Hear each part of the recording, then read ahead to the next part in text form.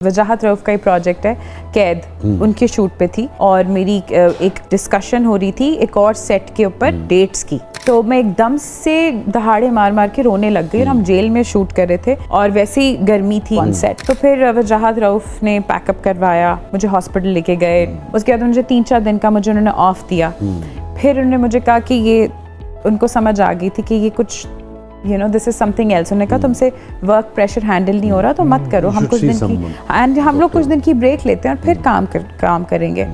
But फिर ये repeatedly होने लग गया। फिर वो मुझे समझ आया कि इसके ऊपर I have to focus on this और इसके ऊपर बात करनी पड़ेगी मुझे। I remember my father in law, Allah उनको जन्नत नसीब करे, वो मुंह में मेरा चम्मच डालते थे और वो मेरा जॉ खोलते थे क्योंकि मेरा जॉ लॉक हो जाता था बहुत ज़्यादा स्ट्रेस से। तो बस उसके बारे में फिर I started seeing therapists and I started seeing doctors. फिर बीच में मैंने एक कोर्स लिया इरम सईद का जिसका नाम था 30 डेज ऑफ ट्रांसफॉर्मेशन।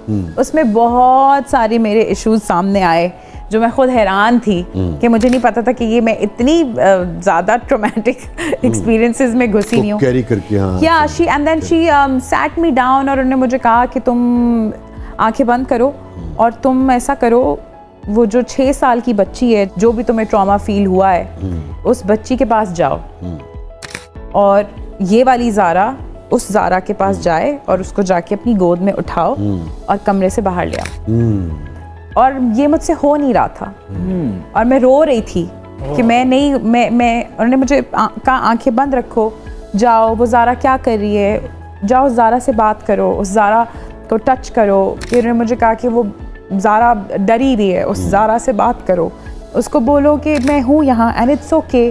तो वो जब मैंने किया तो मुझे रियलाइज़ हुआ कि मतलब इतनी सारी चीज़ें बचपन से मुझे इतनी सारी चीज़ें इफ़ेक्ट कर रही थी। तो इसके बारे में बात करना, अवेयरनेस देना जो है वो बहुत इम्पॉर्टेंट है, बहुत इम्पॉर्टेंट है।